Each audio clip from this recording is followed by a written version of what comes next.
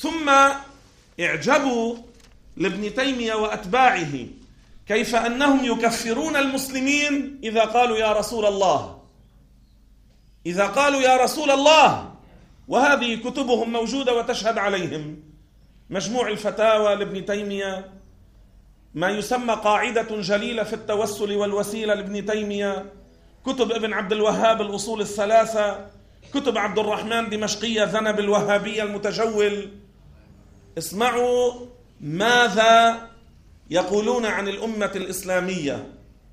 قولهم يا محمد، يا رفاعي، يا بدوي، يا دسوقي، قال هذا شرك أكبر مبيح للدم. يعني عزعموا كل الأمة كافرة.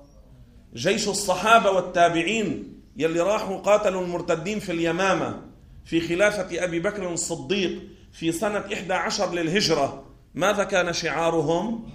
يا محمداه يا محمداه. هذا كان شعار الصحابة.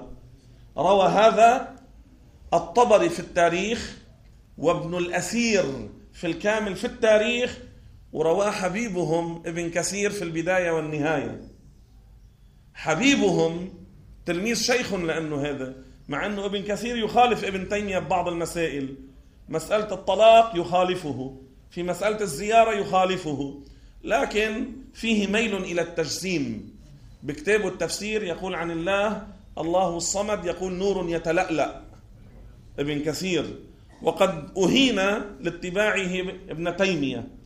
ثم هذا الرجل ابن كثير من العجيب الغريب أنه روى هذا الأثر، أن شعار الصحابة في قتال المرتدين، يعني أيام زمن خلافة مين؟ أبو بكر الصديق، شو كان شعار؟ يا محمداه. فعلى قول كل الصحابة كفار. أبو بكر كان الخليفة، وعمر كان موجود، وعثمان موجود، وعلي موجود، يعني هول كلهم أقروا الشرك عزعمهم. الصحابة والتابعين كان شعار يا محمداه.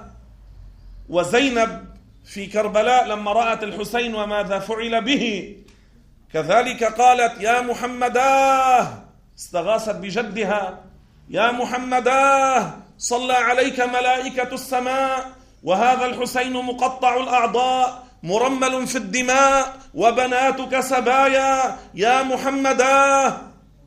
هذه زينب بنت فاطمة وعلي تستغيث بجدها النبي. فعندهم هي كافرة مشركة حلالة الدم.